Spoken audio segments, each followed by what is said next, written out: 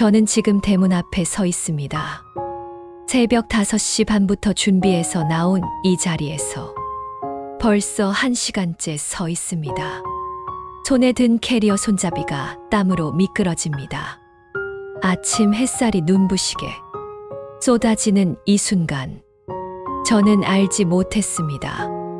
곧 제 인생이 완전히 바뀔 거라는 사실을요. 하지만 그 이야기를 하기 전에 제 소개를 먼저 해야겠습니다. 제 이름은 박순옥입니다. 올해 67살이고 남편 윤철수를 잃은 지 4년이 지났습니다. 아들 재훈이와 며느리 소연이, 그리고 5살 민서와 3살 민준이, 이렇게 내 식구와 함께 살고 있습니다. 아니, 살고 있었습니다.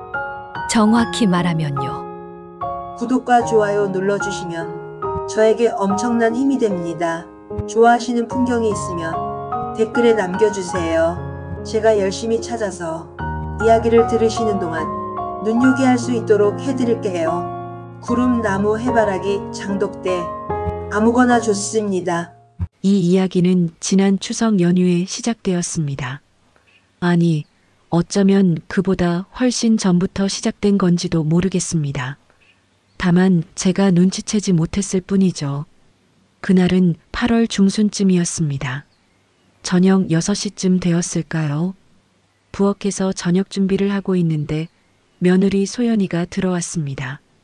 소연이는 33인데 키가 크고 날씬한 편입니다.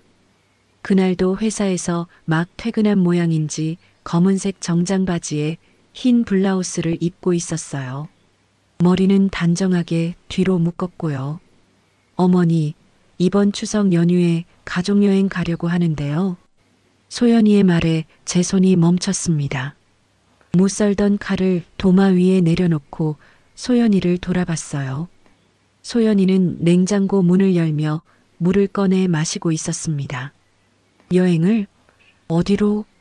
강원도 쪽으로요. 펜션 예약했어요. 제 가슴이 두근거리기 시작했습니다. 결혼한 지 6년, 아니, 제가 이 집에서 함께 산 지 3년 만에 처음 듣는 제안이었거든요. 그동안 명절마다 소연이네 친정만 갔었는데 이번에는 저도 함께 가는 거라니. 그래, 좋지. 아이들도 좋아하겠네. 네.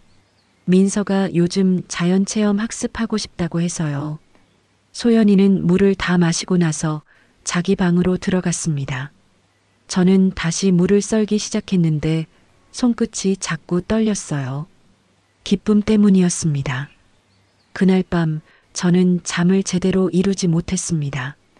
침대에 누워서 천장만 바라봤어요. 창문 너머로 초가을 바람이 살랑살랑 불어왔습니다. 시원한 바람이었지만 제 가슴은 뜨거웠어요. 남편 철수가 살아계셨을 때 우리는 여행을 자주 다녔습니다. 아이들이 어렸을 때는 바닷가도 가고 산도 갔었죠. 철수는 사진 찍는 걸 좋아했어요. 순호가 여기서 봐. 햇빛이 딱 좋아하면서 카메라를 들이대곤 했습니다. 그때가 그립습니다. 가족이 함께 웃으며 걸었던 그 시간들이요. 하지만 철수가 떠난 뒤로는 혼자였습니다. 재훈이와 소연이가 결혼하고 나서도 저는 따로 살았어요. 작은 아파트에서 혼자 지냈죠. 외롭긴 했지만 아이들 신혼생활 방해하고 싶지 않았거든요. 그러다 3년 전 재훈이가 제안했습니다. 엄마, 우리가 엄마 집으로 갈게요. 엄마 혼자 그 큰 집에 계시면 외로우시잖아요. 우리가 함께 살면 서로 도움도 되고. 저는 그 말이 너무 고마웠어요. 다시 가족과 함께 살 수 있다니. 남편 철수가 남긴 이 집은 제법 컸습니다.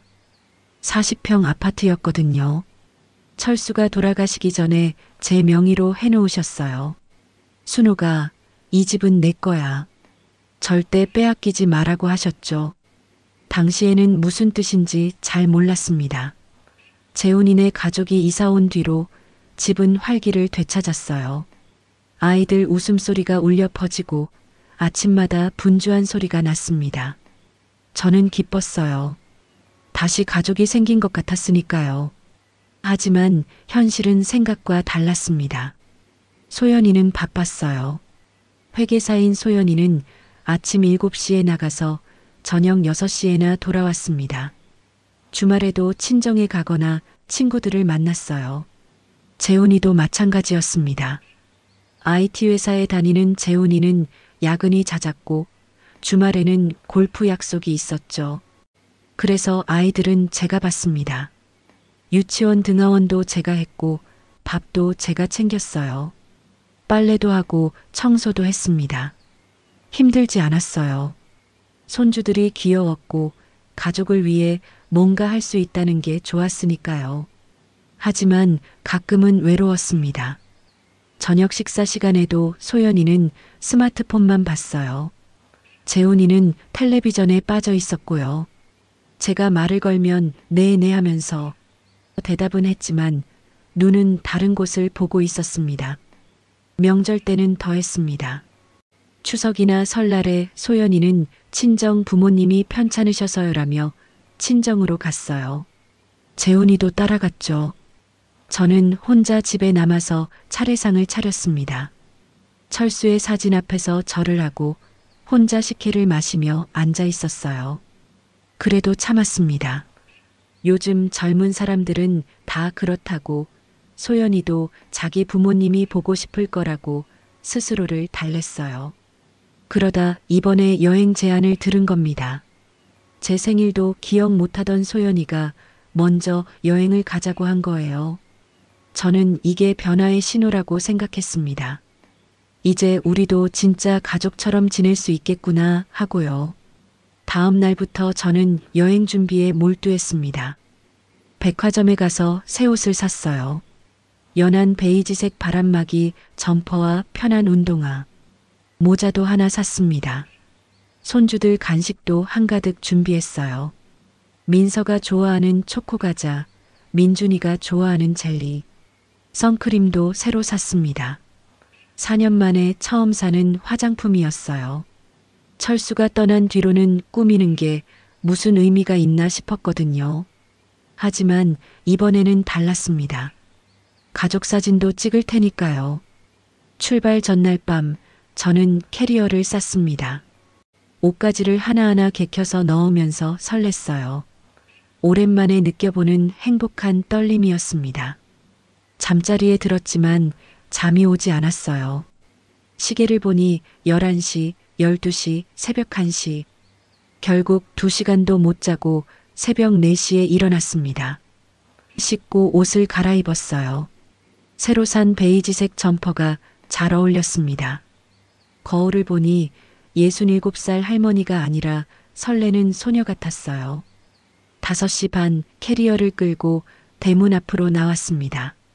약속 시간은 8시였지만 너무 일찍 나온 거죠. 하지만 집 안에 있을 수가 없었어요. 가슴이 두근거려서요. 대문 앞 작은 의자에 앉아서 기다렸습니다. 아침 공기가 상쾌했어요. 이웃집 강아지가 짖는 소리, 신문 배달하는 오토바이 소리, 하나하나가 다 새롭게 들렸습니다. 6시가 되고 7시가 되었습니다. 해가 완전히 떠올랐어요. 따스한 햇살이 제 얼굴을 비쳤습니다. 저는 캐리어 손잡이를 꽉 잡고 웃고 있었어요. 드디어 우리 가족도 함께 여행을 가는구나. 사진도 찍고 밥도 같이 먹고 손주들이랑 뛰어놀고 생각만 해도 행복했습니다. 7시 30분쯤 집안에서 소리가 들렸어요. 재훈이와 소연이가 아이들을 깨우는 소리였습니다. 저는 자리에서 일어나 옷매무새를 다시 한번 정리했어요. 모자도 다시 눌러 썼습니다. 8시. 현관문이 열리는 소리가 들렸습니다. 재훈이의 차가 천천히 현관 앞에 섰습니다. 검은색 SUV였어요. 작년에 새로 산 차였죠. 저는 환하게 웃으며 손을 흔들었습니다. 그런데 뭔가 이상했어요. 차 안이 이미 꽉 차 있었거든요. 뒷좌석에는 아이들이 앉아 있었고 그 옆에는 소연이 부모님이 계셨습니다. 소연이 아버지 김영수 씨는 65살입니다. 키가 크고 머리가 희끗희끗한 분이죠. 검은색 등산복 차림이었어요. 어머니 최미숙 씨는 60살인데 연한 분홍색 바람막이를 입고 계셨습니다. 저는 잠깐 멈칫했습니다. 하지만 곧 이해했어요. 아, 양가 부모님을 다 모시는구나. 그럼 더 좋지. 저만 모시는 것보다 이게 더 나은 거겠지. 그렇게 생각하며 캐리어를 끌고 차 쪽으로 걸어갔습니다. 그때 조수석 문이 열리면서 소연이가 내렸어요. 소연이는 청바지에 흰색 티셔츠를 입고 있었습니다. 선글라스를 머리 위에 올려놓은 모습이 경쾌해 보였어요. 어머니, 소연이가 저를 불렀습니다. 목소리가 평소와 달랐어요. 좀 떨리는 것 같기도 하고 조심스러운 것 같기도 하고. 응, 소연아. 나 준비 다 했어. 차 트렁크 열어줄래? 저는 캐리어를 들어 올리려고 했습니다. 그런데 소연이가 제 손을 막았어요. 어머니, 이번 여행은 가족여행이에요.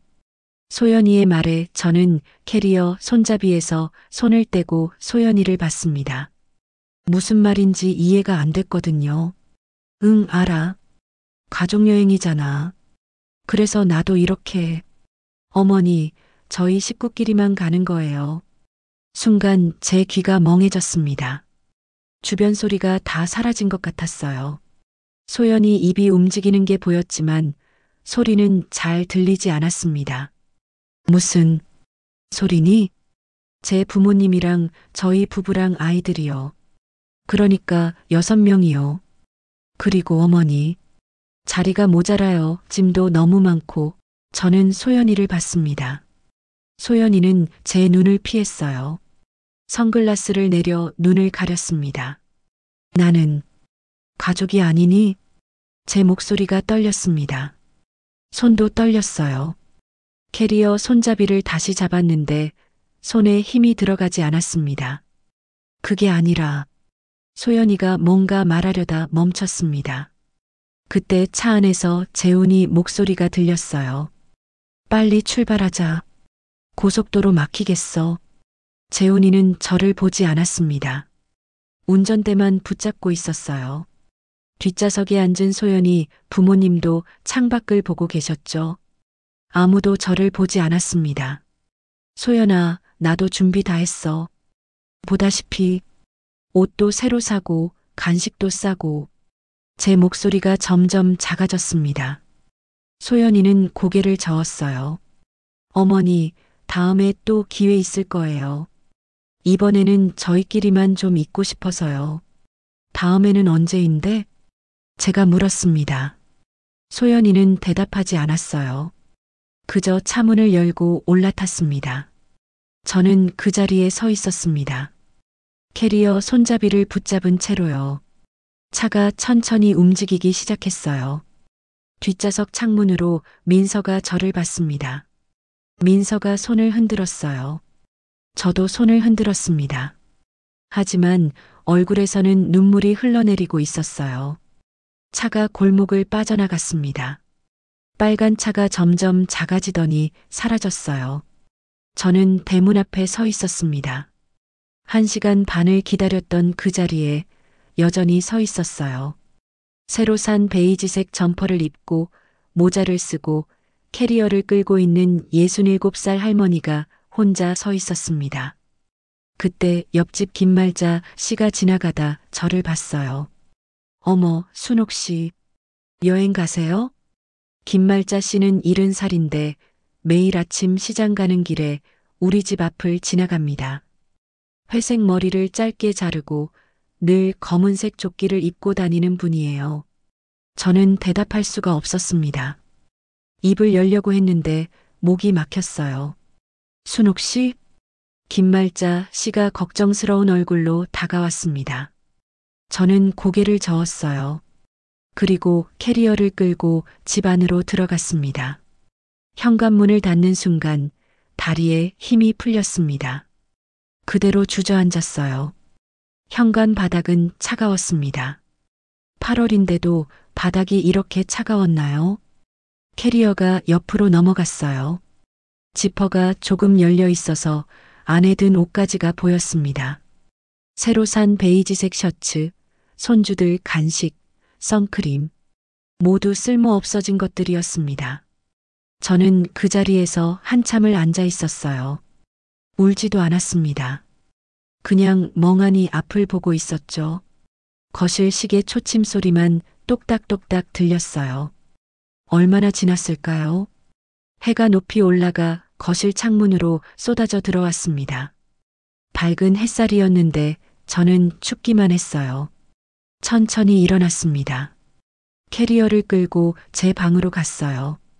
침대에 캐리어를 올려놓고 지퍼를 열었습니다. 하나하나 꺼내서 제자리에 다시 넣었어요. 옷은 옷장에, 간식은 부엌 찬장에. 모든 걸 정리하고 나니 오후 2시쯤 되었습니다. 점심도 먹지 않았는데 배가 고프지 않았어요. 그저 입이 말랐습니다. 부엌으로 가서 물을 한 잔 마셨어요.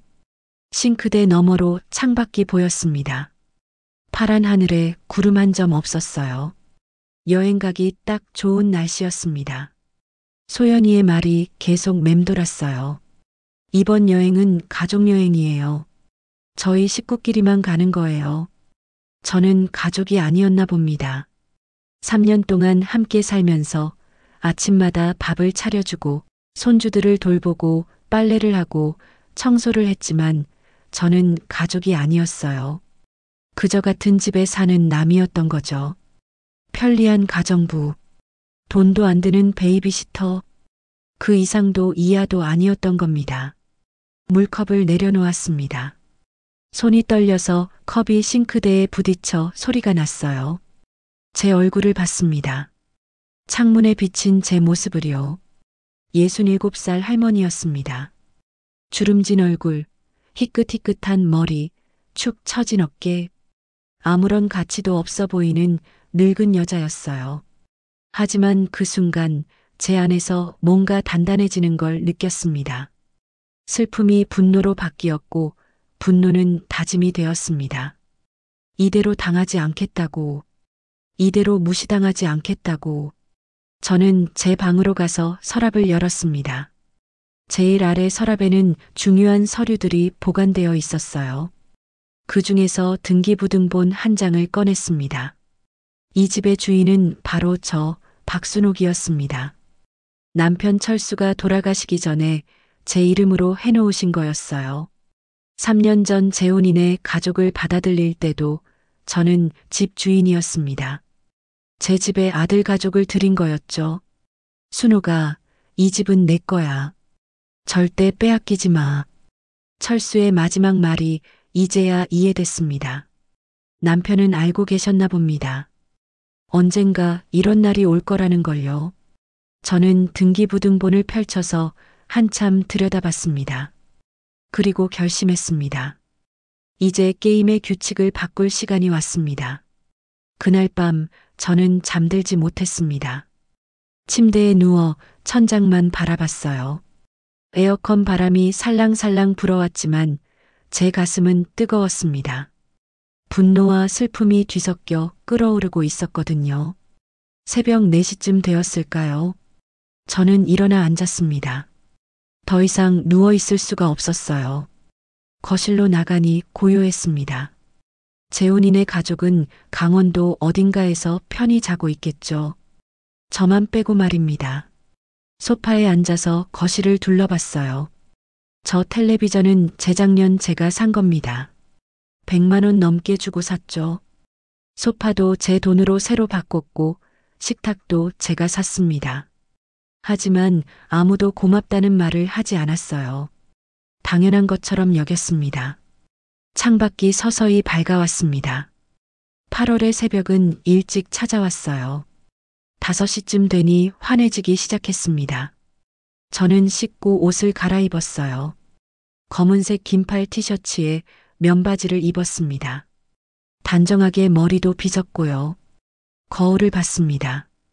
67살 할머니가 아니라 무언가를 결심한 여자의 얼굴이었어요. 눈빛이 달라져 있었습니다. 아침 6시 저는 집을 나섰습니다. 부동산은 9시에 문을 여니까 그 전에 할 일이 있었어요.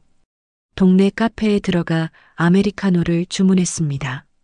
4년 만에 처음 마시는 카페 커피였어요. 남편 철수가 떠난 뒤로는 커피도 집에서만 마셨거든요. 커피는 쓰면서도 고소했습니다. 작은 테이블에 앉아서 천천히 마셨어요. 창밖으로 출근하는 사람들이 보였습니다. 다들 바쁘게 걸어가고 있었어요. 저도 이제 바쁘게 움직여야 할 시간입니다. 8시 50분 부동산 앞에 도착했습니다. 행복 부동산이라는 간판이 붙어 있었어요. 아직 문은 닫혀 있었습니다. 저는 앞에서 기다렸어요. 정확히 9시 40대쯤 되어 보이는 남자가 문을 열었습니다. 회색 양복을 입고 있었고 머리를 깔끔하게 넘긴 모습이었어요. 어서 오세요. 뭘 도와드릴까요? 남자의 목소리는 친절했습니다. 저는 가방에서 등기부등본을 꺼냈어요. 집을 팔려고 합니다. 아, 네. 앉으세요. 남자는 컴퓨터 앞 의자를 가리켰습니다. 저는 앉아서 등기부등본을 건넸어요. 남자는 서류를 꼼꼼히 살펴봤습니다. 이 아파트 단지면 시세가 괜찮은데요. 40평이시네요. 요즘 이 평수 잘 나가거든요. 얼마나 받을 수 있을까요? 지금 시세로는 8억 5천 정도인데요. 금매로 하시면 8억 정도에 빠르게 나갈 겁니다. 8억. 큰 돈이었습니다. 철수와 제가 30년을 모아서 산 집이었어요. 처음에는 4억에 샀는데 값이 많이 올랐습니다. 빨리 팔고 싶습니다. 2주 안에 가능할까요? 남자가 놀란 표정을 지었어요. 2주요? 그건 좀. 보통은 한 달 정도 걸리는데요. 금매로 내놓으면요? 저는 단호하게 말했습니다. 남자는 잠깐 생각하더니 고개를 끄덕였어요. 8억에 금매로 내놓으면 가능할 수도 있습니다. 요즘 이 단지 찾는 분들이 많거든요. 그럼 그렇게 해주세요. 근데 가족분들은 아시나요? 함께 사시는 분들 계시면. 남자의 물음에 저는 등기부등본을 손가락으로 가리켰습니다. 제 명의입니다. 제가 결정하는 겁니다. 남자는 더 이상 묻지 않았어요. 그저 고개를 끄덕이며 서류를 준비했습니다. 그럼 오늘 바로 매물로 올리겠습니다. 사진은 언제 찍을 수 있으세요? 지금 집에 아무도 없어요. 오늘 오후에 와서 찍으세요. 알겠습니다. 연락처 남겨주세요. 계약서를 작성하는데 30분쯤 걸렸습니다. 서류에 도장을 찍는 순간 제 손이 떨렸어요. 하지만 멈추지 않았습니다. 꾹 눌러서 찍었습니다. 수고하셨습니다. 좋은 소식 기다리세요. 부동산을 나와서 다시 걸었습니다. 이번에는 반대 방향이었어요. 역 근처에 원룸이 많다는 걸 알고 있었거든요. 희망부동산이라는 작은 사무실을 발견했습니다. 안으로 들어가니 젊은 여자가 앉아 있었어요. 아마 30 초반쯤 되어 보였습니다. 붉은색 립스틱이 인상적이었어요. 어머님, 어떻게 오셨어요? 원룸 알아보러 왔어요. 혼자 살 집이요. 아, 네. 어떤 걸 찾으세요? 깨끗하고 관리하기 쉬운 곳이요. 너무 크지 않아도 돼요. 여자는 컴퓨터를 보며 몇 군데를 추천했습니다. 저는 사진을 보고 마음에 드는 곳 하나를 골랐어요. 역에서 도보로 5분 거리에 있는 15평짜리 원룸이었습니다. 지금 보러 가실래요? 네. 함께 그 집으로 갔습니다. 3층에 있는 원룸이었어요. 엘리베이터는 없었지만 괜찮았습니다. 계단 오르는 게 운동이 될 테니까요. 문을 열자 환한 햇살이 쏟아졌습니다. 남향이었어요. 거실 겸 침실이 있고 작은 주방과 화장실이 달려 있었습니다. 깨끗했어요. 벽지도 새 것 같았고 장판도 반들반들했습니다. 관리비는 얼마죠? 5만 원 정도 나와요. 수도 전기 포함해서요. 보증금은요? 5천에 월세 30입니다. 저는 거실 창문으로 다가갔어요. 밖으로 작은 공원이 보였습니다. 나무들이 푸르렀고 벤치도 몇 개 있었어요. 아침에 산책하기 좋겠다 싶었습니다. 이 집으로 할게요. 정말요? 다른 데도 보실래요? 아니요. 이게 좋아요. 여자는 기뻐하며 계약서를 꺼냈습니다. 부동산으로 돌아가서 서류를 작성했어요. 보증금 5천만 원은 제 통장에서 이체했습니다. 남편이 남긴 돈이었죠. 언제부터 들어오실 거예요? 2주 후에요. 그럼 열쇠 2개 드릴게요. 열쇠를 받아들었습니다. 작고 가벼운 열쇠였어요. 하지만 이게 제 새로운 시작이었습니다. 집으로 돌아오니 정오쯤이었습니다. 배가 고팠지만 밥을 먹고 싶지 않았어요. 대신 물을 한 잔 마시고 제 방으로 갔습니다. 옷장을 열었어요. 제 옷은 많지 않았습니다. 겨울옷 몇 벌, 여름옷 몇 벌. 모두 합쳐도 큰 박스 2개면 충분했어요. 30년을 살았는데 제 흔적은 이것뿐이었습니다. 서랍을 열어 남편 사진을 꺼냈어요. 결혼식 날 찍은 사진이었습니다. 철수는 검은 양복을 입고 있었고 저는 흰 드레스를 입고 있었어요. 둘 다 젊고 행복해 보였습니다. 여보, 내가 잘하는 거 맞지요? 당신도 이해하시죠? 사진 속 철수는 웃고만 있었습니다. 저는 사진을 가슴에 꼭 안았어요. 오후 2시쯤 부동산 중개인이 왔습니다. 카메라를 들고 온 40대 남자였어요. 집안을 꼼꼼히 찍었습니다. 거실, 방, 주방, 화장실, 모든 곳을요. 집이 정말 깨끗하시네요. 이러면 빨리 나갈 겁니다. 남자가 말했습니다. 저는 아무 대답도 하지 않았어요. 그저 고개만 끄덕였습니다. 문자를 보내고 나니 후회가 밀려왔습니다. 이게 맞는 걸까요? 너무 극단적인 건 아닐까요? 하지만 곧 마음을 다잡았습니다. 이미 시작한 일입니다. 돌아갈 수 없어요.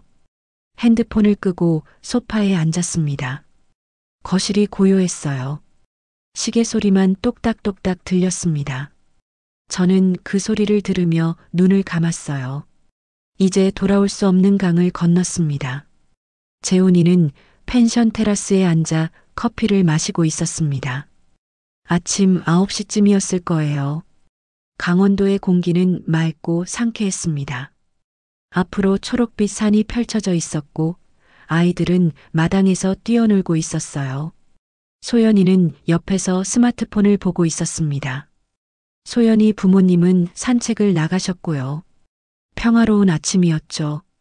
그때 재훈이 핸드폰에 문자 알림이 떴습니다.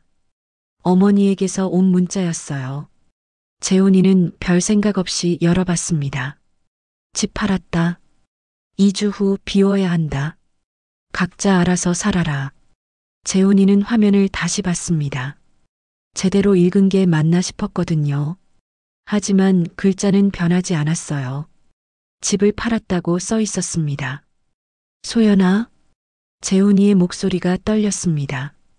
소연이가 고개를 돌렸어요. 왜 그래요? 이것 좀 봐. 재훈이는 핸드폰을 소연이에게 보여줬습니다.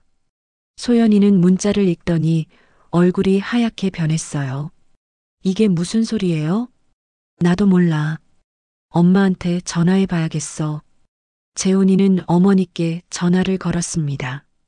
하지만 꺼져 있었어요. 다시 걸었습니다. 역시 꺼져 있었습니다. 10번을 걸어도 마찬가지였어요. 전화를 안 받아. 어떡하지? 재훈이는 손으로 머리를 감쌌습니다. 소연이도 당황한 표정이었어요. 설마 농담 아니에요? 어머니가 그럴 리 없잖아요. 엄마가 농담할 뿐이 아니잖아. 이거 진짜일 수도 있어. 재훈이는 부동산에 전화를 걸었습니다. 동네 부동산 3군데 전화번호를 알고 있었거든요. 3번째 전화에서 확인이 됐습니다. 아, 네. 박순옥 씨 댁이요? 어제 금매로 나왔어요. 벌써 문의가 몇 건 들어왔는데요. 재훈이는 전화를 끊고 소연이를 봤습니다. 진짜야. 엄마가 정말 집을 팔았어. 말도 안 돼요. 왜 갑자기? 소연이의 목소리가 높아졌습니다. 그때 마당에서 놀던 민서가 올라왔어요. 엄마, 왜 그래요? 무슨 일이에요? 아니야, 민서야. 밖에서 놀아. 소연이가 민서를 다시 내보냈습니다. 하지만 목소리가 떨리고 있었어요. 재훈이는 다시 어머니께 전화를 걸었습니다. 여전히 꺼져 있었어요. 문자도 보냈습니다. 엄마, 무슨 일이에요? 전화 좀 받아요. 우리 얘기 좀 해요. 하지만 답장은 오지 않았습니다. 집으로 가봐야겠어. 재훈이가 일어섰습니다. 소연이도 고개를 끄덕였어요. 부모님께 말씀드려야 해요. 마침 산책에서 돌아온 소연이 부모님에게 상황을 설명했습니다. 김영수 씨와 최미숙 씨도 놀란 표정이었어요. 그게 무슨 소리야? 시어머니가 갑자기 집을 팔다니. 김영수 씨가 물었습니다. 재훈이는 어머니가 보낸 문자를 보여드렸어요. 이게 전부예요. 다른 연락은 없고요. 혹시 우리 때문에 그런 거 아니야? 최미숙 씨가 조심스럽게 물었습니다. 재훈이는 고개를 저었어요. 아니에요. 그럴 리가 없어요. 하지만 마음 한편으로는 그 생각이 들었습니다. 어제 대문 앞에서 어머니를 두고 온 일이요. 어머니는 캐리어까지 끌고 나와 계셨는데 소연이가 거절했었죠. 일단 집으로 가봐야겠어요. 죄송하지만 여행은 여기까지만. 괜찮아. 빨리 가봐. 김영수 씨가 말했습니다. 가족들은 황급히 짐을 쌌어요. 펜션 주인에게 사정을 설명하고 환불을 받았습니다. 하루 묵고 돌아가는 거라 환불도 일부만 됐어요. 차에 짐을 싣는데 재훈이 손이 떨렸습니다. 소연이는 아무 말도 하지 않았어요. 그저 창밖만 보고 있었습니다. 강원도에서 서울까지는 3시간쯤 걸렸습니다. 고속도로가 막히지 않아서 다행이었어요. 하지만 재훈이에게는 3시간이 30시간처럼 느껴졌습니다. 차 안은 조용했어요. 아이들도 분위기를 눈치챘는지 말이 없었습니다. 소연이는 계속 핸드폰만 보고 있었고요. 오후 1시쯤 집에 도착했습니다. 재훈이는 차에서 내려 현관문을 열었어요. 집안은 고요했습니다. 어머니는 안 계셨어요. 엄마. 재훈이가 불렀지만 대답이 없었습니다. 어머니 방으로 갔어요. 문을 열자 깜짝 놀랐습니다. 방이 텅 비어 있었거든요. 옷장도 비어 있었고 서랍도 비어 있었어요. 침대 위에는 박스 2개만 놓여 있었습니다. 어머니가 쓰시던 물건들이 담겨 있었죠. 거실 테이블 위에 메모지가 한 장 놓여 있었습니다. 재훈이는 떨리는 손으로 집어들었어요. 가족여행 잘 다녀왔니? 나도 이제 내 인생 여행을 떠난다. 2주 후까지 집 비워라. 새 주인이 들어온다. 재훈이는 메모지를 보며 무릎이 꺾이는 걸 느꼈습니다. 소파에 주저앉았어요. 소연이도 옆에 앉았습니다. 둘 다 아무 말도 하지 못했어요. 김영수 씨와 최미숙 씨는 민망한 표정으로 서 있었습니다. 아이들은 할머니를 찾으며 집안을 돌아다녔어요. 할머니 어디 갔어요? 민서가 물었습니다. 재훈이는 대답할 수가 없었어요. 그날 오후 재훈이는 어머니를 찾아다녔습니다. 동네를 돌아다니며 아는 분들께 여쭤봤어요. 하지만 아무도 모르셨습니다. 저녁이 되어서야 집으로 돌아왔습니다. 소연이는 부엌에 앉아서 울고 있었어요. 소연이 부모님은 이미 집으로 가셨고요. 재훈아. 소연이가 재훈이를 봤습니다. 눈이 빨갛게 부어 있었어요. 내 잘못인가 봐. 어제 대문 앞에서 어머니를 두고 온 게 아니야. 내 잘못이야. 내가 엄마를 제대로 챙기지 못했어. 재훈이도 소파에 앉았습니다. 두 사람은 한참 동안 아무 말도 하지 못했어요. 밤이 깊어졌습니다. 아이들은 잠들었고 집은 고요했어요. 하지만 재훈이와 소연이는 잠들 수 없었습니다. 재훈이는 창밖을 봤어요. 달이 밝았습니다. 어머니는 지금 어디 계실까요? 안전하게 계시는 걸까요? 밥은 드셨을까요? 걱정과 후회가 밀려왔습니다. 그리고 두려움도요. 정말로 2주 후에 집을 비워야 하는 건가요? 그럼 어디로 가야 하죠? 재훈이는 고개를 숙였습니다. 처음으로 자신이 얼마나 어머니에게 의존하고 있었는지 깨달았어요. 이 집도 편안한 생활도 모두 어머니 덕분이었습니다. 하지만 이제 너무 늦었습니다. 집을 판 지 닷새가 지났습니다. 저는 새 원룸에서 첫 아침을 맞이하고 있었어요. 작은 창문으로 햇살이 들어왔습니다. 따스하고 부드러운 빛이었어요. 일어나서 커튼을 걷었습니다. 창밖으로 작은 공원이 보였어요. 나무들이 바람에 흔들리고 있었고 벤치에는 산책 나온 할아버지 한 분이 앉아 계셨습니다. 평화로운 아침이었습니다. 부엌으로 가서 물을 끓였어요. 인스턴트 커피를 한 잔 탔습니다. 작은 식탁에 앉아서 천천히 마셨어요. 아무도 재촉하지 않았고 눈치 볼 사람도 없었습니다. 제 시간, 제 공간, 제 커피였습니다. 핸드폰을 켰습니다. 닷새 동안 꺼두었던 거예요. 문자와 부재중 전화가 쏟아졌습니다. 재훈이에게서만 50통이 넘었어요.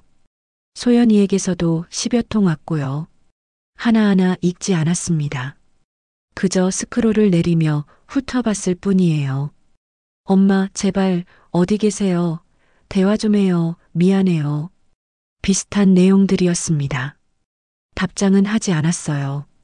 아직은 아니었습니다. 대신 다른 일을 시작했습니다. 동네 문화센터에 등록하는 거였어요.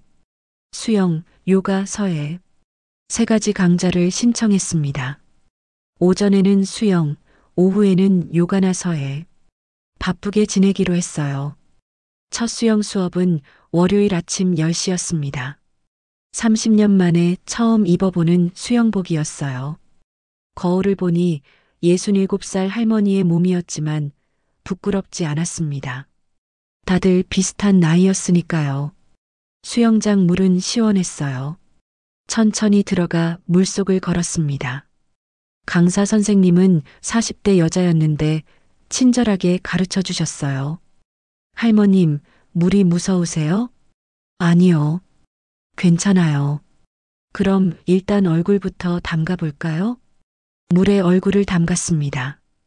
조용했어요. 물속에서는 아무 소리도 들리지 않았습니다. 세상과 단절된 것 같았어요. 좋았습니다.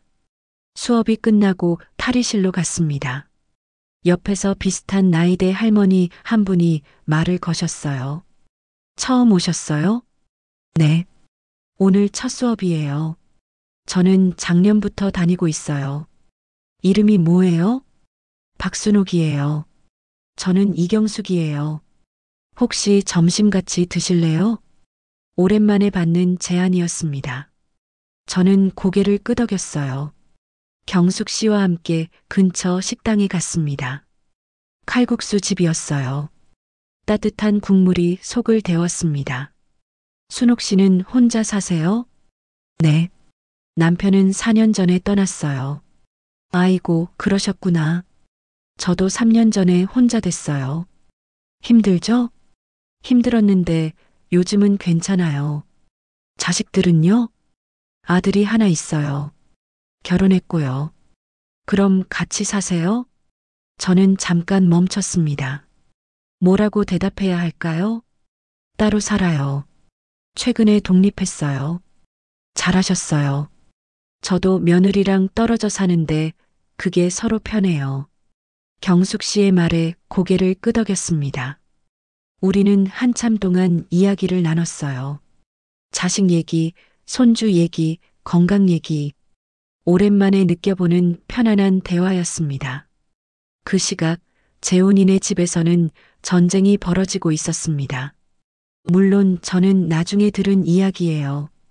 소연이는 육아에 지쳐 있었대요. 어머니가 없으니 모든 걸 혼자 해야 했거든요. 아침에 아이들을 깨워서 유치원 보내고 저녁에 데리러 가고 밥 먹이고 재우고 회사도 다녀야 했습니다. 재훈이는 야근이 많았어요. 집에 오면 9시가 넘었습니다. 소연이 혼자 모든 걸 감당해야 했죠.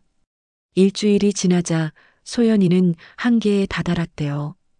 어느 날 저녁 민서가 밥을 먹다가 쏟았습니다. 식탁 위로 바닥으로 국물이 흘렀어요. 민서야, 조심하라고 했잖아. 소연이가 소리를 질렀습니다. 민서는 울기 시작했어요. 그러자 민준이도 따라 울었습니다. 소연이는 주저앉아서 울었대요. 지친 울음이었습니다. 할머니 어디 갔어요? 민서가 물었습니다. 소연이는 대답할 수 없었어요. 재훈이가 그 모습을 보고 뭔가 해야겠다고 생각했습니다. 친정 어머니께 전화를 드렸어요. 장모님, 소연이가 너무 힘들어해요. 혹시 며칠만 도와주실 수 있으세요? 재훈아, 미안하지만 나도 허리가 안 좋아서 말이야. 병원 치료받고 있어. 아, 그러시군요. 우리 소연이 많이 힘들지? 그런데 재훈아, 솔직히 말하면 내가 내 어머니한테 잘해야 하는 거 아니야? 최미숙 씨의 말에 재훈이는 아무 대꾸도 못했습니다. 전화를 끊고 나서 재훈이는 소파에 앉았어요. 집은 어질러져 있었습니다. 설거지는 싱크대에 쌓여 있었고 빨래는 세탁기에 그대로였어요. 예전에는 어머니가 다 해주셨던 일들이었습니다. 당연한 것처럼 여겼던 것들이요. 그날 밤 소연이가 재훈이에게 말했대요. 우리 엄마도 못 도와주는데 어떡해요? 회사도 그만둬야 하나? 아니야. 내가 뭔가 방법을 찾아볼게. 하지만 방법이 없었습니다. 어머니는 여전히 연락이 닿지 않았고 2주 후면 집을 비워야 했어요. 재훈이는 전셋집을 알아보기 시작했습니다. 하지만 갑자기 구하려니 쉽지 않았어요. 마음에 드는 곳은 보증금이 비쌌고 저렴한 곳은 환경이 좋지 않았습니다. 게다가 어머니가 계시던 집은 40평이었는데 전세로 구할 수 있는 곳은 20평 남짓이었어요. 짐을 절반은 버려야 했습니다. 소연이는 매일 밤 울었대요. 화장대 앞에 앉아서 거울을 보며 울었습니다. 거울 속에는 지친 여자가 있었어요. 머리는 헝클어져 있었고 눈 밑에는 다크서클이 짙었습니다. 내가 이렇게까지 잘못한 걸까? 혼잣말처럼 중얼거렸대요. 대답은 없었습니다. 한편 저는 평화로운 시간을 보내고 있었습니다. 수영 다녀오고 공원 산책하고 책도 읽었어요. 4년 만에 처음 도서관에 갔습니다. 도서관은 조용하고 좋았어요. 소설책 한 권을 빌려왔습니다. 집에 와서 창가에 앉아 읽었어요. 오후 햇살이 따스하게 비쳤습니다. 저녁에는 간단하게 요리를 했어요. 제 입맛대로, 제 마음대로요. 김치찌개를 끓였는데 조금 짜게 했습니다. 저는 원래 짠 걸 좋아하거든요. 하지만 재훈이네 집에서는 소연이가 싱겁게 해달라고 해서 늘 싱겁게 했었죠. 짜게 끓인 김치찌개는 맛있었습니다. 혼자 먹는 밥상이었지만 외롭지 않았어요. 밤이 되어 침대에 누웠습니다. 천장을 보며 생각했어요. 재훈이네는 지금 어떨까? 힘들겠죠. 당연히요. 하지만 필요한 일이었습니다. 고통 없이는 깨달음도 없으니까요. 핸드폰을 다시 확인했습니다. 오늘도 문자가 여러 통 와 있었어요. 이번에는 소연이가 보낸 긴 문자가 있었습니다. 어머니, 정말 죄송합니다. 제가 잘못했어요. 어머니께 얼마나 큰 상처를 드렸는지 이제야 알았어요. 혼자 육아하고 집안일하는 게 이렇게 힘든 줄 몰랐어요. 어머니는 3년 동안 이걸 다 하셨는데 저는 한 번도 고맙다는 말을 안 했어요. 정말 미안해요. 문자를 읽으며 마음이 조금 흔들렸습니다. 하지만 답장하지 않았어요. 아직은 때가 아니었습니다. 대신 일기를 썼어요. 오랜만에 꺼낸 일기장이었습니다. 오늘은 10번째 날. 수영을 배웠고 새 친구를 사귀었다. 칼국수가 맛있었다.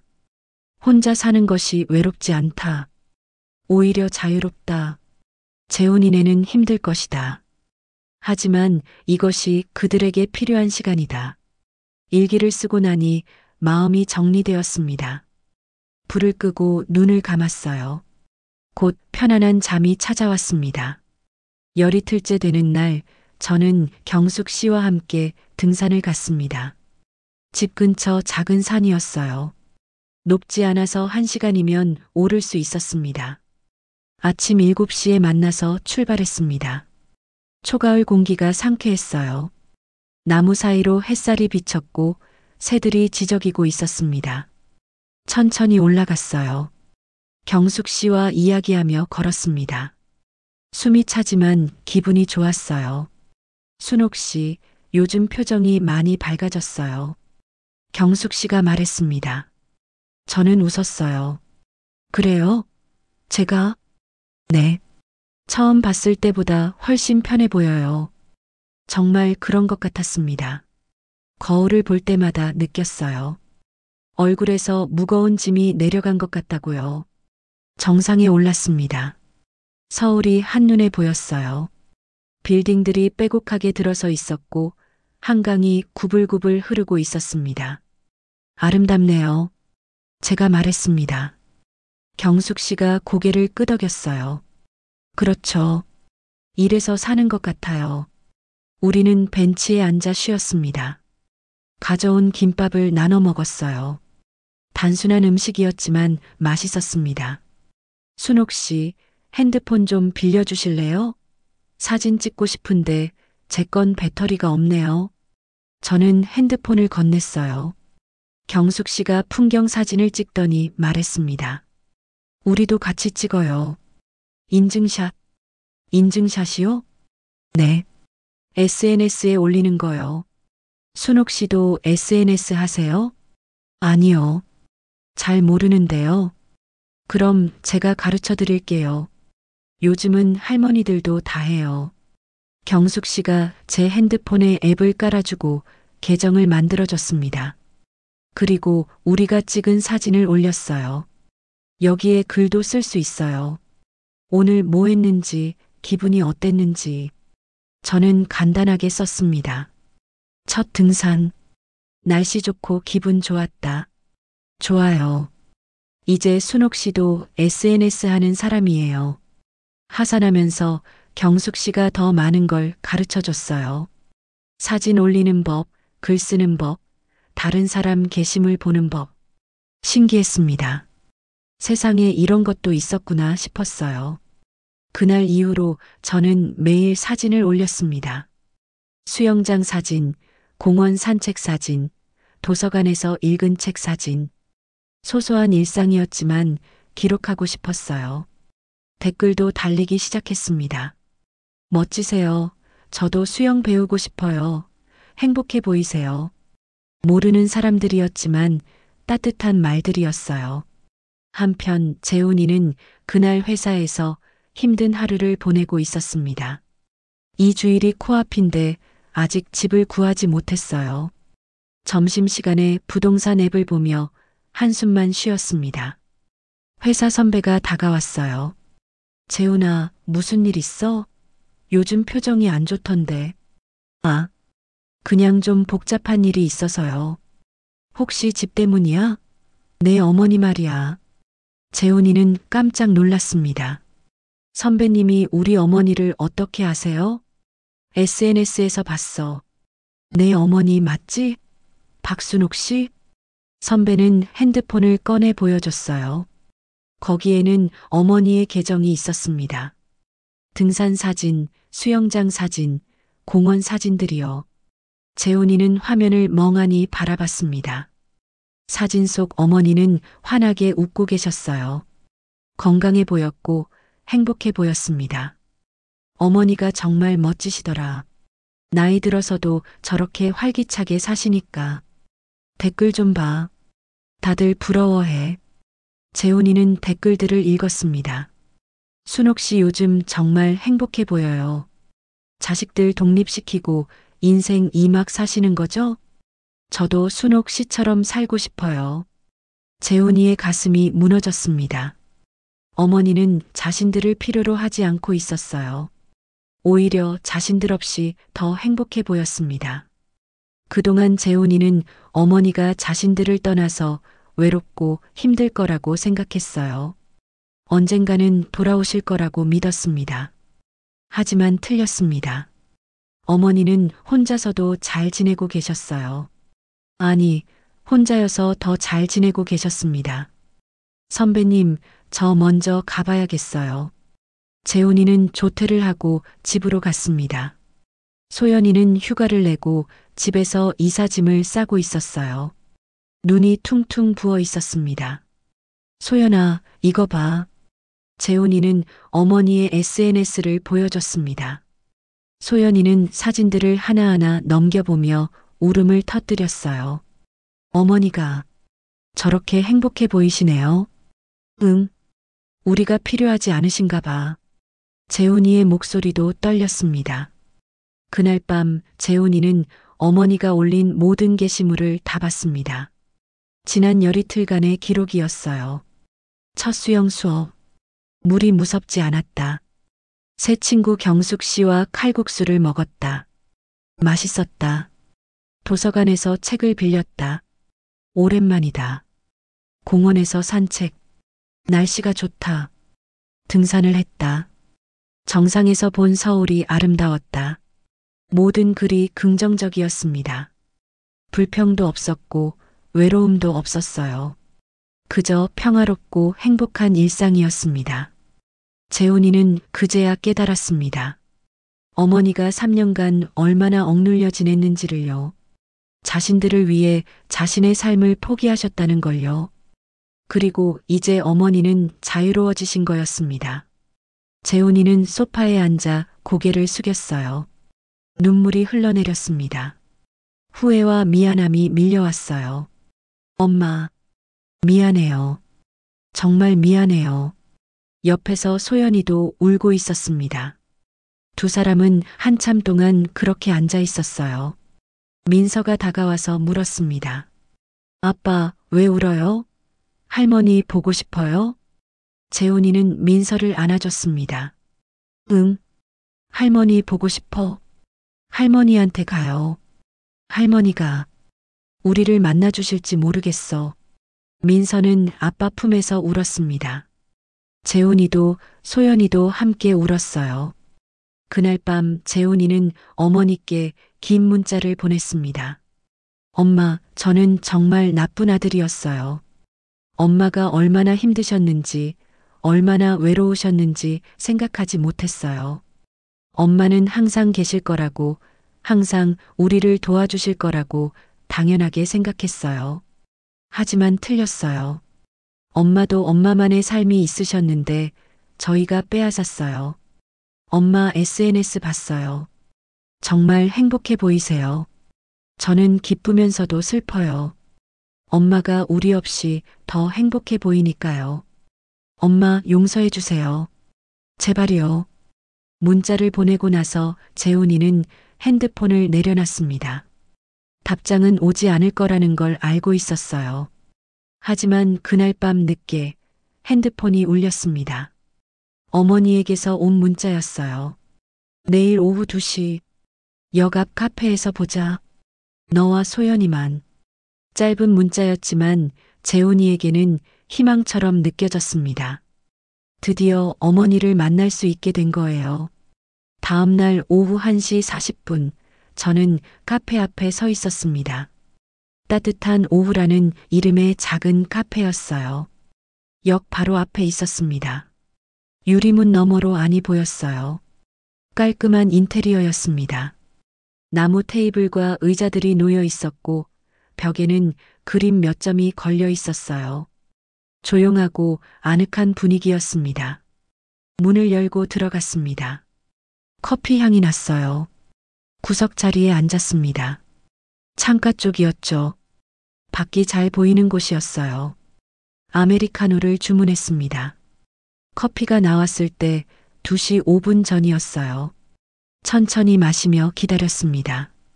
정확히 2시 문이 열렸습니다. 재훈이와 소연이가 들어왔어요. 재훈이는 많이 야위어 있었습니다. 열흘 만에 보는 아들이었는데 몇 달은 지난 것처럼 보였어요. 흰색 셔츠에 검은색 바지를 입고 있었는데 셔츠가 구겨져 있었습니다. 머리도 제대로 빗지 않은 것 같았어요. 소연이는 더 심했습니다. 눈 밑에 다크서클이 짙었고 얼굴이 부서 있었어요. 평소에 늘 단정했던 모습은 찾아볼 수 없었습니다. 회색 티셔츠에 청바지를 입고 있었는데 옷에서 생활감이 묻어났어요. 두 사람은 저를 보자 멈칫했습니다. 저는 손을 들어 가볍게 인사했어요. 그들이 천천히 다가왔습니다. 앉아라. 제가 먼저 말했습니다. 두 사람은 제 맞은편에 앉았어요. 소연이는 고개를 숙이고 있었고 재훈이는 제 눈을 보려고 애쓰고 있었습니다. 뭐 마실래? 저는 아메리카노요. 재훈이가 작은 목소리로 말했습니다. 소연이는 저도 같은 걸로요. 소연이도 고개를 숙인 채 대답했어요. 저는 카운터에 가서 커피 2잔을 더 주문했습니다. 커피가 나왔을 때까지 아무도 말하지 않았어요. 고요했습니다. 카페 안에는 우리 셋뿐이었거든요. 커피를 두 사람 앞에 놓았습니다. 재훈이가 잔을 들었다가 다시 내려놓았어요. 손이 떨리고 있었습니다. 엄마. 재훈이가 입을 열었습니다. 목소리가 갈라졌어요. 말해봐. 정말 죄송해요. 재훈이의 눈에서 눈물이 흘러내렸습니다. 36살 어른이 카페에서 우는 모습이었어요. 하지만 저는 그냥 바라봤습니다. 소연이도 울고 있었습니다. 고개를 숙인 채로요. 어깨가 떨리고 있었어요. 왜 죄송한데? 제가 물었습니다. 차분한 목소리였어요. 재훈이는 손으로 눈물을 닦았습니다. 엄마를 가족으로 생각하지 않았어요. 당연한 존재로만 여겼어요. 그게 다니? 재훈이는 고개를 저었어요. 엄마가 얼마나 힘드셨는지, 얼마나 외로우셨는지 생각하지 못했어요. 그냥 엄마는 항상 거기 계실 거라고 생각했어요. 소연이가 고개를 들었습니다. 눈이 빨갛게 부어 있었어요. 어머니, 저도 정말 죄송해요. 저는 어머니를 사람으로 보지 않았어요. 그냥 편리한 존재로만 생각했어요. 소연이의 목소리가 떨렸습니다. 여행 갈 때도 그랬어요. 어머니가 얼마나 기대하셨는지 알았어요. 캐리어까지 싸서 나오신 거 봤어요. 그런데도 저는 차갑게 말했어요. 가족여행이라고. 소연이는 말을 잇지 못하고 울음을 터뜨렸습니다. 테이블에 얼굴을 묻고 흐느꼈어요. 저는 커피를 한 모금 마셨습니다. 쓰면서도 따뜻했어요. 그래. 그때 많이 아팠어. 제 말에 두 사람이 저를 봤습니다. 새벽 5시 반부터 준비했어. 옷도 새로 사고 손주들 간식도 싸고 1시간 반을 대문 앞에서 기다렸지. 너희가 오기를. 재훈이가 고개를 떨구었어요. 그런데 소연이가 말하더구나. 가족여행이라고. 너희 식구끼리만 간다고. 어머니. 그때 알았어. 아, 나는 가족이 아니구나. 그냥 같은 집에 사는 남이구나. 제 목소리는 담담했습니다. 화가 나지 않았어요. 그저 사실을 말하는 거였습니다. 3년 동안 너희와 함께 살았어. 아침마다 밥 차려주고 손주들 돌보고 빨래하고 청소했지. 힘들지 않았어. 가족을 위해서니까. 재훈이와 소연이는 고개를 숙이고 있었어요. 하지만 너희는 나를 가족으로 보지 않았어. 고마워하지도 않았고 신경 쓰지도 않았지. 명절에는 처가만 갔고 내 생일은 기억하지도 못했어. 정말 죄송해요. 소연이가 말했습니다. 눈물이 계속 흘러내리고 있었어요. 미안하다고 다니? 제가 물었습니다. 소연이는 고개를 저었어요. 아니에요. 어떻게 해야 할지 모르겠어요. 어머니를 어떻게 용서받을 수 있을지. 용서는 해. 제 말에 두 사람이 고개를 들었습니다. 진심으로 반성하는 것 같으니까. 그리고 너희도 지난 열흘간 많이 힘들었을 거야. 재훈이가 고개를 끄덕였어요. 정말 힘들었어요, 엄마. 소연이는 육아하고 집안일 하느라 매일 울었고 저는 회사 다니면서 이사 준비하느라 그제야 알았어요. 엄마가 얼마나 대단하신 분인지. 그래. 이제 알았으면 됐어. 저는 가방에서 서류 하나를 꺼냈습니다. 재훈이에게 건넸어요. 이게 뭐예요? 집 계약서야. 새 주인이 다음 주 목요일에 들어온대. 그 전까지 비워. 재훈이는 서류를 보며 고개를 끄덕였습니다. 알겠어요. 저희가 나갈게요. 전세는 구했니? 네. 작지만 구했어요. 20평이에요. 좁겠네. 괜찮아요. 저희가 감당해야죠. 재훈이의 목소리에는 결연함이 있었어요. 저는 그게 마음에 들었습니다. 엄마 한 가지만 물어봐도 될까요? 뭔데? 엄마는 우리를 미워하세요? 재훈이의 물음에 저는 잠깐 생각했습니다. 미워할까요? 아니었어요. 미워하지 않아. 다만 실망했지. 실망. 너희가 나를 사람으로 보지 않았다는 게 실망스러웠어. 하지만 이제 너희도 배웠잖아. 그걸로 됐어. 소연이가 물었습니다. 어머니, 그럼 저희랑 다시 같이 사실 수는 없나요? 제가 고개를 저었어요. 안 돼. 왜요? 나도 내 삶이 있어. 지난 열흘간 혼자 살아봤는데 좋더구나. 아무 눈치 안 보고 내 마음대로 살 수 있어서. 두 사람의 얼굴이 어두워졌습니다. 하지만 가족은 계속할 거야. 제 말에 두 사람이 고개를 들었어요. 다만 방식이 달라지는 거지. 같이 살지는 않지만 자주 보고 연락하고 명절도 함께 보낼 거야. 손주들도 보고 싶고. 정말요?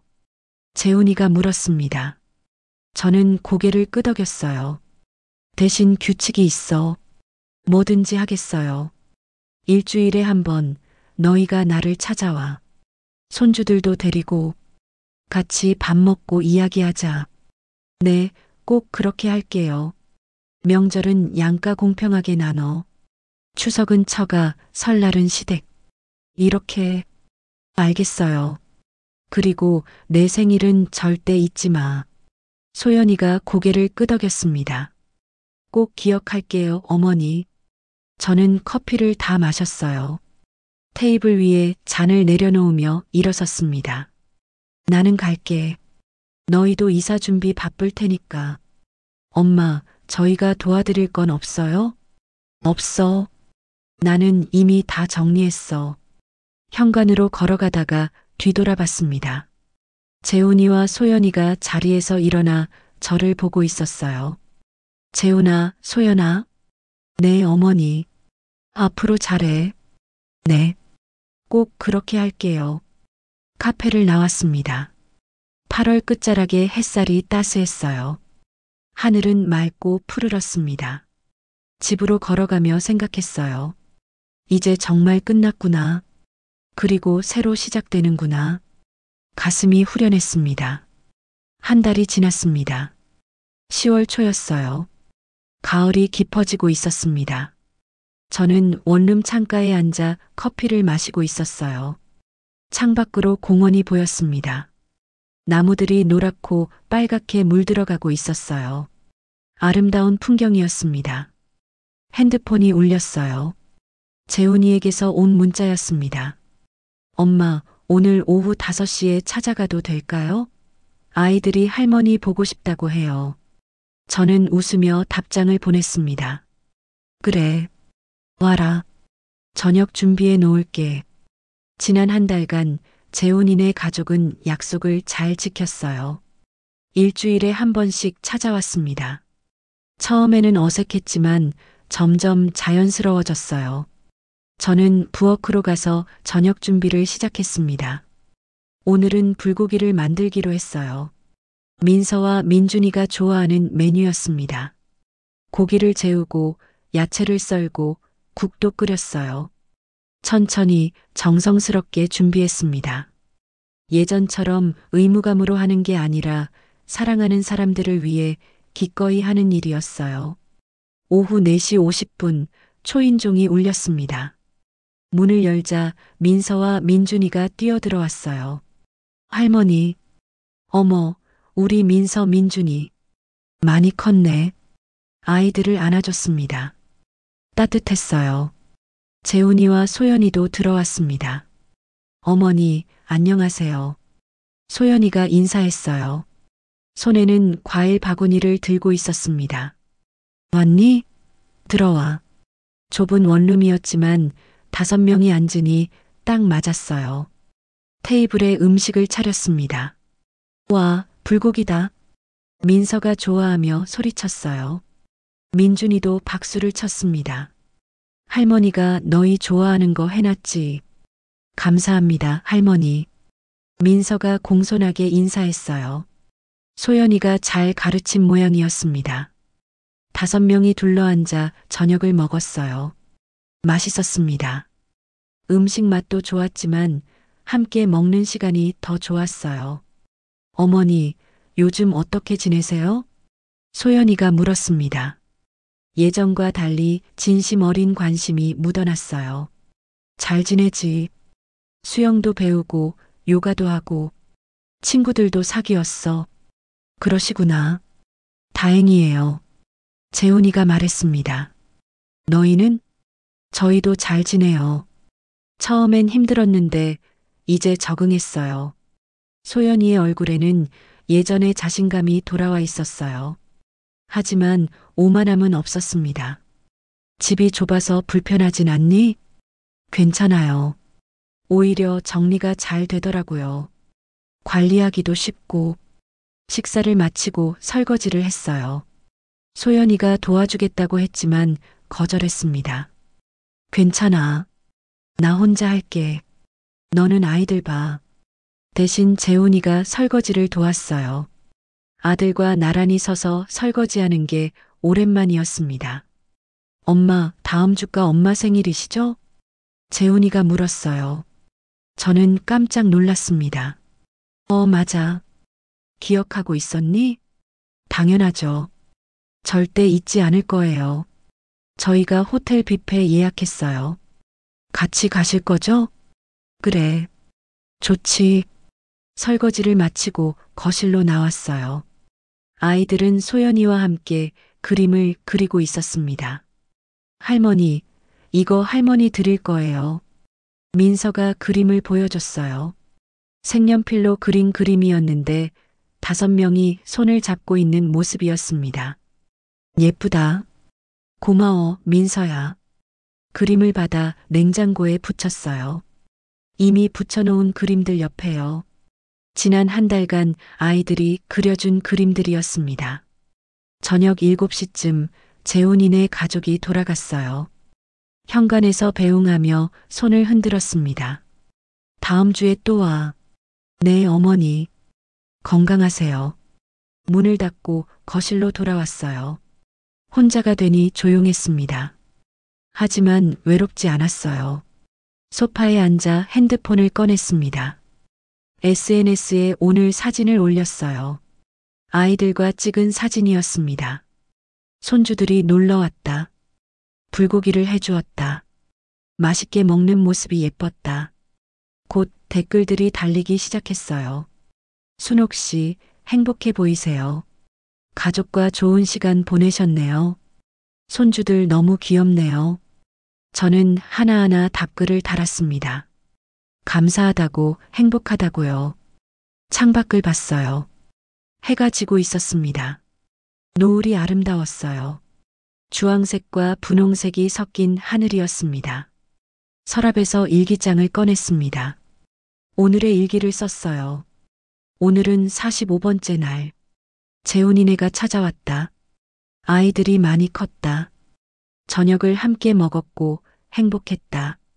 재훈이가 내 생일을 기억하고 있었다. 기쁘다. 집을 판 게 잘한 일이었다. 극단적이었지만 필요한 일이었다. 그 충격이 없었다면 재훈이와 소연이는 변하지 않았을 것이다. 이제 나는 자유롭다. 그리고 가족도 있다. 예전처럼 억압적인 관계가 아니라 건강한 거리를 둔 관계다. 각자의 공간에서 각자의 삶을 살면서도 따뜻하게 연결되어 있다. 이게 진짜 가족이다. 일기를 쓰고 나니 마음이 평온해졌어요. 창밖을 다시 봤습니다. 이제 완전히 어두워졌어요. 하지만 거리에 가로등이 하나둘씩 켜지고 있었습니다. 저는 침대로 가서 누웠습니다. 작고 아늑한 침대였어요. 이불을 덮으니 따뜻했습니다. 눈을 감았어요. 오늘 하루가 떠올랐습니다. 손주들의 웃음소리, 재훈이의 진심 어린 눈빛, 소연이의 공손한 태도, 모든 게 소중했어요. 67년을 살아오면서 이제야 제대로 된 삶을 시작한 것 같았습니다. 남편 철수가 살아계셨다면 뭐라고 하셨을까요? 아마 웃으시면서 말씀하셨을 거예요. 순호가 잘했어. 이제야 내 인생을 사는구나. 저는 미소를 지으며 잠들었습니다. 편안하고 깊은 잠이었어요. 그리고 꿈을 꾸었습니다. 남편과 함께 걷는 꿈이었어요. 가을 단풍길을 걸으며 손을 잡고 있었습니다. 남편이 말했어요. 순호가 행복하니? 응, 정말 행복해. 다행이야. 이제 내 인생을 마음껏 살아. 남편은 환하게 웃고 있었습니다. 저도 웃었어요. 다음 날 아침 햇살에 눈을 떴습니다. 새로운 하루가 시작되는 거였어요. 일어나서 창문을 열었습니다. 시원한 가을 바람이 들어왔어요. 공원에는 산책 나온 사람들이 보였습니다. 오늘은 경숙 씨와 등산 가기로 한 날이었어요. 씻고 운동복을 갈아입었습니다. 가볍고 편안한 옷이었어요. 거울을 봤습니다. 67살 할머니였지만 눈빛은 살아있었어요. 주름진 얼굴이었지만 미소가 있었습니다. 박순옥, 잘 살고 있어. 스스로에게 말했어요. 그리고 집을 나섰습니다. 계단을 내려가며 생각했어요. 집을 팔고 가족과 떨어지고 새로운 삶을 시작한 것. 모두 옳은 선택이었다고요. 가족이라는 이름으로 희생을 강요받을 필요는 없었습니다. 진정한 사랑은 존중에서 시작되니까요. 그리고 나이가 들었다고 해서 꿈을 포기할 필요도 없었어요. 67살에도 새로운 시작은 가능했으니까요. 밖으로 나오니 햇살이 눈부셨습니다. 하늘은 높고 푸르렀어요. 저는 경숙 씨를 만나러 걸어갔습니다. 가벼운 발걸음이었어요. 새로운 하루, 새로운 시작. 제 인생은 이제부터였습니다. 여러분, 순옥 씨의 이야기 어떠셨나요? 가족의 의미, 존중의 중요성, 그리고 언제든 새롭게 시작할 수 있다는 희망을 전해드렸기를 바랍니다. 구독과 좋아요 눌러주시고 여러분의 이야기도 댓글로 나눠주세요. 다음 이야기에서 또 만나요.